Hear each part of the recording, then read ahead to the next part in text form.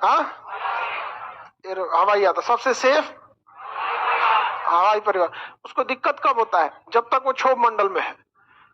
गया समताप मंडल में उसका सारा टेंशन खत्म, ना उसको कोई टेंशन नहीं होने वाला। क्षोभ मंडल में बहुत धीरे उड़ता है, 300 की स्पीड में, 300 350 इसी पे उड़ेगा। क्षोभ मंडल में जो उड़ने वाला होगा 180 की स्पीड में, 180 से 200 के बीच में टेक ऑफ कर जाता है, और उसका 300 350 में लेके धीरे धीरे धीरे धीरे क्षोभ मंडल पार करता है, क्योंकि उसमें इतना बादल हवा है कि उसमें 900 करेगा तब उलट पुलट जाएगा, और उसके बाद चला जाता है कहां पे? समता।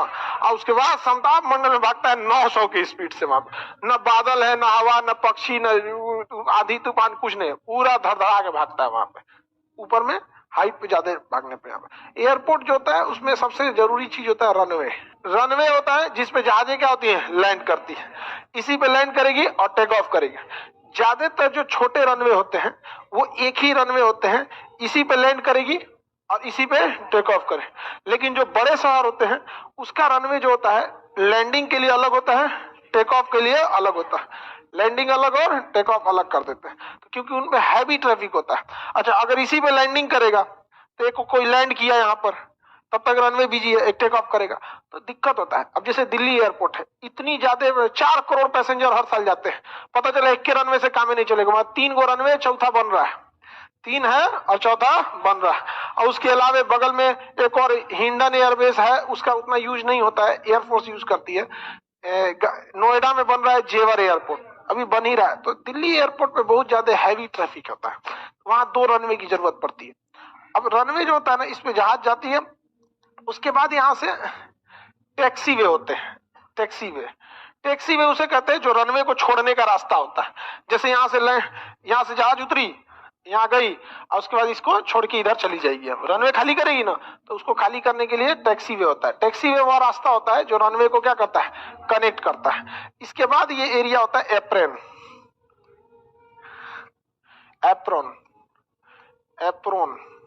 एप्रोन एरिया होता है जहां जहाजें खड़ी रहती हैं। यहीं पे जहाजें क्या होती हैं? खड़ी रहती हैं। यहाँ पे आके खड़ी रहिए। आप जहाज में जब बैठिएगा ना, तो आप कहाँ बैठते हैं? एप्रोन पर। जहाजें खड़ी रहती है, सवारी कहाँ बढ़ती है? एप्रोन। और उतारती है कहाँ पे? एप्रोन पर। उसके बाद कहाँ चली जाती है?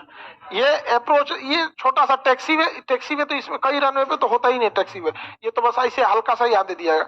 टैक्सी वे किसी किसी में अलग से दिया जाता है, तो अलग अलग से ऐसे जोड़ने के लिए होता है यहाँ पे भी। तो ये हो गया आपका एप्रोन। जहाज कहाँ खड़ी हो गई? ये हो गया रनवे। एप्रोन से जाएगी टैक्सी वे से रनवे। इधर से उड़ना रहेगा तो इधर से उड़ेगी, और नहीं तो कभी हवा जिधर डायरेक्शन में रहता है, जैसे अगर लैंडिंग करना है तो अपोजिट हवा को देखा जाता है। इधर से हवा आ रही है तो लैंडिंग इधर से करा दिया जाएगा, जल्दी रुक जाएगा। और उड़ाना है हवा इधर से तो कहेगा चल चल चल, तो इधर से उड़ जाएगा। तो डिपेंड करता है, हवाओं का काफी ध्यान रखा जाता है। नॉर्मल हवा रहेगी तो कोई दिक्कत नहीं, लेकिन अगर बहुत तरह का आंधी तूफान है तो इसका जरूर ध्यान रखा जाता है। कोझिकोड जो विमान दुर्घटना हुआ था 2020 में, उसके साथ यही एक लापरवाही हो गई थी। पायलट को रनवे दिखाई नहीं दिया, तो पायलट ने क्या किया ना, रनवे पे ऐसे आया, रनवे पे दिखाई नहीं दिया तो गो अराउंड कर गया। गो अराउंड मतलब घूम के आना। अब गो अराउंड किया जब ऐसे घूम के, रनवे पे से घूम के, तो उसने क्या दिया? Tier drop go around. ये बेवकूफी कर दिया एटीसी वालों ने। टीयर ड्रॉप गो अराउंड में क्या होता है? बहुत ऐसे नॉर्मल गो अराउंड में क्या होता है? जहाज ऐसे आई एयर रनवे पे, उसको रनवे नहीं दिखाई दिया, घूमेगी पूरा, और फिर एक चक्कर लगाएगी शहर का, और फिर उतरेगी। टीयर ड्रॉप में क्या होता है? यहाँ जाती है ऐसे गया, और यहीं से चक्कर लगा के इधर ही उतर जाता है। तो ये एक आंसू की गोला की तरह बना लेता है, ये दिखता है ये बात, इसलिए इसको टीयर ड्रॉप कहते हैं। इसमें दिक्कत क्या होता है ना, डायरेक्शन उलट जाता है। अगर पूरा शहर का चक्कर लगा के आता तो इसी डायरेक्शन से उतरता, और उसको इस बार उसको हल्का अनुभव हो जाता कि ना भैया आपकी थोड़ा ज्यादा नीचे रखना है। टीयर ड्रॉप में क्या होता है कि डायरेक्शन ही आप उलट दिए उसका, और बहुत कम टाइम दिए। तो कोझिकोड में क्या हुआ था, यहाँ से गया टीयर ड्रॉप के लिए बोल दिया, तो टीयर ड्रॉप किया तो यहीं से मुड़ा, और हवा भी इधर ही चल रही थी, और पायलट भी इधर ही सूत रहा, अब मौसम भी खराब था, बारिश हो रही थी। पायलट को उतरना चाहिए यहाँ पे, तो लैंड किया जो थोड़ा सा आगे, रोक सकता था, लेकिन हवा इतना न मारा कि इधर जाके आगे गिर गया खाई में, जहाज 2 टुकड़ा में टूट गया था। तो जब 20 में हुआ था ना एयर इंडिया एक्सप्रेस के साथ ऐसे टीयर ड्रॉप के चक्कर में यहाँ पर पूरा गो अराउंड किया। दूसरा वो टेबल टॉप रनवे है, जो रनवे खतरनाक होते हैं उन्हें टेबल टॉप कहते हैं, जिसके आगे खाई वगैरह रहती है यहाँ पे। तो रनवे हो गया, ये एप्रोन हो गया। किसी को दिक्कत? अलग अलग जगहों पे लैंडिंग के लिए अलग, और टेक ऑफ के लिए अलग। लेकिन ये व्यवस्था सारे एयरपोर्ट पे नहीं है। पटना एयरपोर्ट पे ऐसी कोई व्यवस्था नहीं है। एक ही रनवे वो काम का नहीं है। 7,000 भी नहीं है, 6,900, 7,000 भी नहीं है। तो एप्रेन में क्या गाड़ी रहती है? जहाज है। एप्रेन के साइड में होता है हैंगर। अगर कोई जहाज खराब हो गई है तो कहाँ जाएगी? हैंगर। 2-3 दिन 10 दिन एक्स्ट्रा रखना है तो कहाँ जाएगी? हैंगर में। अदरवाइज में सवारी भरना है तो एप्रेन, उठा के ले जाना है तो आप भी जो मतलब इसके इधर होता है आपका टर्मिनल। ये कौन सी दूसरा रनवे बना दिया इसको? हाँ, टिकट काउंटर इधर होता है टिकट काउंटर बाहर में। इसे एयरपोर्ट में घुसने से पहले निपटा लीजिए अपना। यहाँ पे क्या दिक्कत है? कैसे अंदर जाते हैं, साइड में एक जगह हो जाता है। ये होता है आपका टर्मिनल। सारा आदमी इसी में रहता है, खचाखच भरल रहता है इसमें। नंबर आएगा तब जाइएगा कहाँ पे? एप्रेन पे। तो एप्रेन में ना आपको बस में भर ले जाएगा, चल चल चल चल चल चल चल चलो, बस में लेके जाएगा वहां पे। ये पूरा सुंदर रहता है, खूब अच्छा। हाई खेत होता है ये पूरा का पूरा क्या होता है? खेत। कुछ नहीं है, खाली खेत है। पेड़ और भी नहीं मिलेगा, घास भी नहीं मिलेगा, छोटा छोटा खेत और खाली सड़क मिलेगा इसे जहाज के लिए। रनवे तो 3 मेनली कितने हिस्से हो गए? 4। Runway, taxiway, apron, terminal. अब इस टर्मिनल में कई फेज होते हैं। सबसे पहले आपको यहाँ पे शुरुआत में घुसिएगा तो आधार कार्ड चेक कर लेगा और टिकट चेक कर लेगा। जरूरी इसलिए रहता है कि जिसकी टिकट है वही आए, जिसके पास वैलिड डॉक्यूमेंट है वही आए, नहीं तो भीड़ लग जाएगा खामा खामे। नहीं तो रेलवे स्टेशन बना देगा, चलो घूमते, जहाज घूमते, वाईफाई। तो सबसे पहले आपको क्या रहना पड़ेगा? टिकट और आपका वैलिड आई कार्ड। तो यहाँ बस आपका क्या चेक कर लेगा? आधार कार्ड। बस क्या चेक कर लिया? आधार कार्ड। उसके आगे जाइएगा जैसे आधार कार्ड, तो आपको ना स्कैन कराएगा टिकटवा। एक मशीन होती है जिसमें टिकट स्कैन कर लेता है। जैसे स्कैन कर लेगा ना, तो आप जिस जहाज को बुक किए ना, उस जहाज के कर्मचारियों के सॉफ्टवेयर पे पता चल जाएगा कि आप एयरपोर्ट पे आ चुके हैं। तो फ्लाइट अगर छूटने वाली रहेगी ना, तो फाइनल कॉल चिल्लाएगा सब, बकलवा किधर छूट गया? फाइनल कॉल तुरंत चिल्लाएगा सब आप, क्योंकि उसको पता है कि ये आदमी आ चुका है, क्या हो जाए एयरपोर्ट पे आ चुका। अच्छा, आप सिक्योरिटी वाले को अगर आधार कार्ड दिखा दिए और अपना आईडी कार्ड दिखा दिए, तो इससे पूरे एयरपोर्ट को कैसे पता चलेगा कि आप आए हैं कि नहीं आए हैं? तो जैसे सिक्योरिटी वाले को दिखाएंगे, आगे जाके क्या करना पड़ता है? स्कैन करना। तो पहले यहाँ सिक्योरिटी वाले को आधार कार्ड, उसके आगे टिकट की आधार कार्ड टिकट है, क्या करना पड़ता है? स्कैन करें। स्कैन करेंगे तो दरवाजा खुल जाएगा। ऐसे रहता है दरवाजा, स्कैन करिएगा तो ऐसे खुल जाएगा। तो उसको पता चल गया कि ये बबुआ को छोड़ना नहीं है। पूरी कोशिश करेगा कि आपको नहीं छोड़ा जाए। चिल्लाएगा final call, final call. Okay, बातों नहीं होंगे, जा बकलोलवा पता नहीं कहाँ घूम रहा है। बहुत बड़ा होता है ना ये टर्मिनल बिल्डिंग, बहुत बड़ी होती है वहां पे। आजकल टिकट कोई भी काउंटर पे जाके नहीं कटाता है, सब के सब क्या करते हैं? ऑनलाइन करते। ऑनलाइन। समझ में आ गया कि नहीं आ गया? और आपको टिकट, आपको जहाज में जाना है या नहीं जाना है, ये कंफर्म करना होता है। तो उसे कहते हैं वेब चेकिंग। क्या कहते हैं? वेब। उसमें अपना सीट नंबर कंफर्म कर लीजिए और जाना है कि नहीं जाना है ये कंफर्म कर लीजिए। तो सीट नंबर भी कंफर्म करना होता है। अब यहाँ 2 चेकिंग हो गया, पहला आधार और दूसरा स्कैन। स्कैन हो गए कि हाँ अब आपको जाना है। अब आएंगे तो सिक्योरिटी जांच करेगा। अरे बाप रे, बम बारूद असला कुछ भी, चाकू छुरी कैंची एन तेन सब उतरवा देगा। कितना गहना जेवर को लेके चलेगा, वो अचार लेके चल गया। एक कोई थी कोई ऐसा ऐसा चीज मत ले जाए कि जाके दूसरे को डिस्टर्ब हो, क्योंकि जो रेगुलर फ्लाइट पकड़ने वाला होता है ना, वो बहुत कम टाइम पहले आता है। उसको देखेगा आधा घंटा चल गया, ओके अगवा आप चल जाएगा 20 गो झोला लेके। अरे हई क्या है, क्या उसका पिछवा फ्लाइट छूट रहा है। और एयरपोर्ट के सिक्योरिटी वाले को सख्त आदेश होता है, कितनो बड़ा जल्दी रहे कुछ मत सुनना। आप कितनो इमरजेंसी में रहेंगे वो जांच करेगा। छूट रहा है, क्या हो रहा है, उसको बहस नहीं। उसको पीछे से कहूंगा मेरा डिपार्टमेंट नहीं हो, आपको ज्यादा जल्दी है, पहले आइए यहाँ पर। समझ में? हालांकि कुछ वो लोग भी इंसान है, रोबोट नहीं है कि जो कह दीजिएगा वही करेगा, थोड़ा सा निपटा देता है। और एयरपोर्ट के लोग थोड़ा सा बेबी रहते हैं ज्यादातर, मतलब सब इन द सेंस क्या है कि उनको पता होता है कि इमरजेंसी में ही लोग इसका यूज करता है। इंडिया में शौकिया तो कोई इसको यूज नहीं करता है। तो कभी कभी कह दीजिएगा भाई हमारा आ गया है, तुम्हारा 1 घंटा बाद है, हमारा जाने दो, तो चल जाने देता है। और कोई गाँव में कानून बतियाने लगेगा, पहले आना चाहिए। हालांकि आना तो आपको पहले ही चाहिए। तो पहला क्या हो गया? टर्मिनल। ये तो पूरी बिल्डिंग क्या होगी? टर्मिनल। पहले आपका आईडी, उसके बाद स्कैन, स्कैनिंग के बाद सिक्योरिटी। क्या जी? सिक्योरिटी। सिक्योरिटी चेक हो गया, बेल्ट वेल्ट सब उतार देगा, सब चेक कर लिए, सिक्योरिटी चेक कर लिए। अब आप बोर्ड पे पढ़िए वहां पर कि किस नंबर गेट पर है। आज टर्मिनल में कहीं से नहीं ना उतर जाएंगे, इस पे गेट होता है, गेट नंबर 1 2 3 ऐसे करके क्या होता है, गेट होता है। वहां पे ट्रे देता है, उतार के उसी में रख दो, स्कैनिंग करके लेके चल जाएगा। समझ में आ गया कि नहीं? और फिर वापस अरे वो सामने रहेगा, इसे तुम्हारा स्कैन होगा, इधर तुम स्कैन हो गए, तुम निकलो, उधर सामान निकला, लेके चल जाओ। एयरपोर्ट से सामान चोरी नहीं होता है,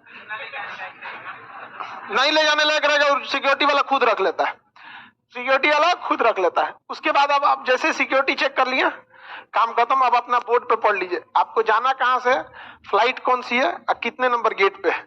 दिल्ली एयरपोर्ट के टर्मिनल 3 पर 65 गो गेट है, 65 गेट है। पता चलता है कुछ गेट आप एक तल्ला पे है, कुछ दो तल्ला पे होता है कि आप देखेंगे जाते जाते यहाँ पे 41 42 43 44 45 नीचे है, जा सीढ़ी पकड़ रहे 45 नीचे है, दे देगा 45 नीचे, ला भाग रहे भाई। सबसे बड़ा टर्मिनल इन दिल्ली का T3 है, T3 65 गो गेट, 64 की 65 है वहां पे। हम एक बार बहुत जल्दी में आ रहे थे, हमरा लगाया था 63 नंबर की 64 नंबर गेट, हालत खराब हो गया, इतना दूर जाते जाते। वहां पे ज्यादा लेट करेंगे छूट जाएगा। तो ये तो समझ में आ गया कि नहीं, सारा तामझाम किस पे होता है, टर्मिनल बिल्डिंग। किस पे, टर्मिनल। सबसे पहले आपकी सिक्योर आईडी, उसके बाद स्कैन, उसके बाद सिक्योरिटी, सिक्योरिटी के बाद अब आपको गेट देख लीजिए, क्या कर लिए, गेट चेक कर लीजिए। और उस गेट पे चले जाइएगा तो उसमें अगवा टीबी लगा रहता है, गेटवा के आगे टीबी रहता है, उसपे लिखा रहा है 60 नंबर 60 70 लाइन से अगल बगल में गेट रहता है। सही, इतना दूर में 2 गो गेट हो जाएगा, एगो इधर एगो इधर, उस पे टीबी लिखा है फ्लाइट ये यहां से यहां तक यही है। तो आप पढ़ लीजिए कंफर्म की वही गेट वहां पे रुके है कि नहीं, तो वहीं पे 2 गो गेट रहता है, 60A और 60B। तो आपका कौन नंबर है, ए है कि बी है, पता चला ए वाला मुंबई जाएगा, बी वाला बेंगलोर जाएगा, घुस गए में, तो वहां पे फिर आपका चेक किया जाता है। ठीक है, तो वो गेट हो जाता है। किसी भी उड़ने वाले चीज में बैठने को बैठना नहीं बोला जाता है, बोर्ड बोला जाता है। क्या कहता है, बोर्ड। जैसे रॉकेट में बैठेंगे ऑन बोर्ड, जहाज में बैठेंगे ऑन बोर्ड, ट्रेन में बैठेंगे सीट, और उड़ने वाले में बैठेंगे तो बोर्ड। समझ में आ गया कि नहीं आएगा, किसी ऑन बोर्ड। तो ये गेट को हम कहते हैं बोर्डिंग गेट। क्या कहते हैं, बोर्डिंग गेट।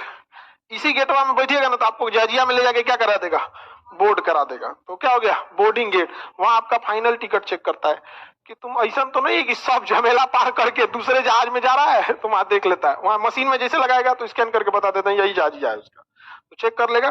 फिर आपको बस में भरेगा या तो ब्रिज, कुछ कुछ ब्रिज होते हैं डायरेक्ट जजिया से जोड़ देता है, डगरा के उसमें डाल देगा आपको। नहीं तो बस में ले जाके कभी कभी जजिया को यहाँ रोकता है, बड़ी दूर 2 किलोमीटर दूर रोक देगा। तो आप यहाँ बैठेंगे, अब बस में 5 किलोमीटर दूर ले जाके आपका जहाज है, तुम्हें खेत खलिहान में चलाते ले जाएगा। उतरो, बैठ जाओ यहाँ पे, जाके अपना बैठ जाइए, जहाज उड़ गए यहाँ पे। तो जहाज के मेनली 4 हिस्सा एयरपोर्ट के। पहला रनवे, टैक्सी, एप्रॉन, टर्मिनल। समझ में आ गया कि नहीं आ गया, किसी को दिक्कत, समझ में आ गया कि नहीं आ गया। पटना एयरपोर्ट का एप्रॉन इतना छोटा है कि 5 गो जहाज आ सकती है, 5 गो से ज्यादा जहाज रहेगी ना, 5 गो तो फुल हो जाता है। 5 गो जहाज अगर खड़ी हो गई ना तो बाकी जहाजों को घुमाते रहता है, उड़ते रहिए, जगह खाली नहीं है। तो नीचवा से एटीसी कहेगा, एयर ट्रैफिक कंट्रोल, जल्दी खाली कर, कोना सवारी भर गया, ले जो चलो बनारस चल ऐसे वाला सिस्टम नहीं होता है। ऐसे नहीं होता। फिर उसको ले आएगा, कहा जल्दी ढकेल देगा। जहाज में ना पीछे करने का सिस्टम नहीं होता है, इसलिए उसमें एक बस आती है पुश बैक, उसको जजिया को पीछे ढकेलती है। तो फिर पीछे ढकेलेगा इसको, आइए ऐसे जहाज लेके आएगा और उड़ के भाग जाएगा। तब एटीसी कहेगा आओ आओ आओ खाली होगी लो, आओ, उसको उतार के खाली कर देगा। टोटल कितने हिस्से, 4।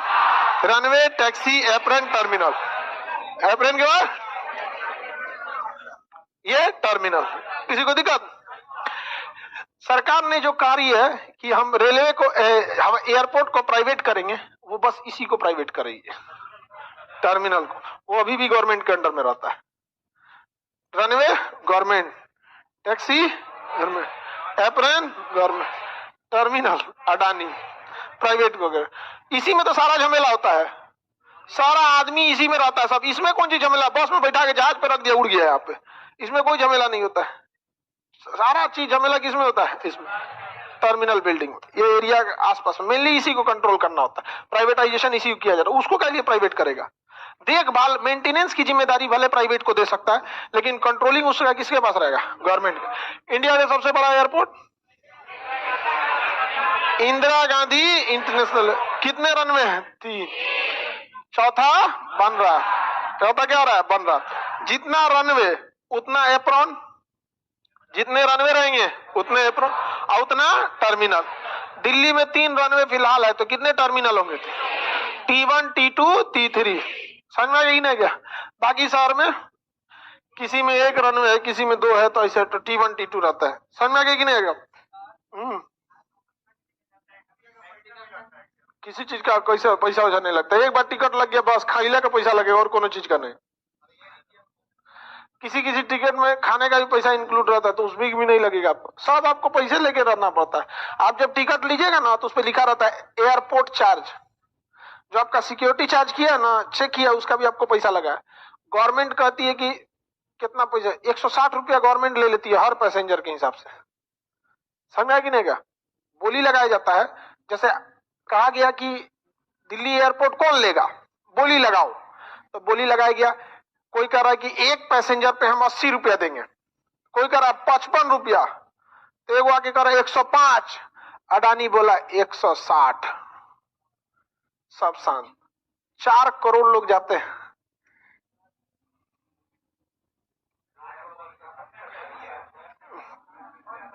सात को जीरो होता है ना 1 करोड़ में, 3 3 6 1 2 3 4 5 6 7 हो गया 4 करोड़। कितने पैसेंजर जाते हैं, 4 करोड़। अब हाईजेक कर लेता है सब, उसमें कुछ कुछ अभी पहले हाईजेक, अभी हाईजेकिंग नहीं है, अभी बहुत कम। सिक्योरिटी में कहीं ना कहीं लापरवाही होती है तो हाईजेक कर लेता है। 1999 के बाद कहाँ हाईजेक किया था, हम लोग का जहाज लास्टली हाईजेक हुआ था 1999, वो भी नेपाल की सिक्योरिटी की गलती थी, वहां से भी नहीं हुआ था। देखो दिक्कत क्या था, वो हाईजेक कैसे हुआ था, ये समझ में आ गया ना। एयरपोर्ट का बिजनेस, कितने पैसेंजर जा रहे हैं, एक पैसेंजर पे गवर्नमेंट कितना ले रही, हाँ गिन लीजिए।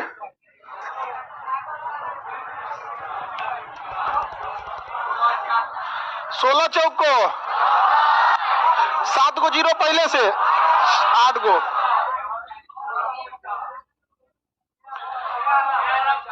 सात को जीरो काटिए, 1 2 3 4 5 6 7, इस 7 को काटिए 640 करोड़, समझ में गई नहीं, उठा ले गई। ठीक है, पैसा वसूला कौन, अडानी। मेंटेनेंस कौन किया, अडानी। सफाई अडानी, बिजली बिल अडानी, पार्किंग अडानी, सब चीज गवर्नमेंट को 640 करोड़, समझ में गए। मुंबई एयरपोर्ट है अभी अडानी, लगभग अभी एयरपोर्ट के फील्ड में सबसे आगे कौन, अडानी एयरपोर्ट, ठीक है। उसमें रेस्टोरेंट खोल देगा अडानी, पार्किंग में जहाज लेके घुसिएगा गाड़ी 200 रुपया, समझ में। उसको सरकार को हिसाब से कोई मतलब नहीं, सरकार को मतलब है जितने लोगों का टिकट कटा, हर टिकट पे 160 रुपया उसको चाहिए। कोई किसी किसी पे 160 है, कहीं 150 है, कहीं 140 है। पटना एयरपोर्ट है, इस पे कम है। यहाँ पे सुविधा भी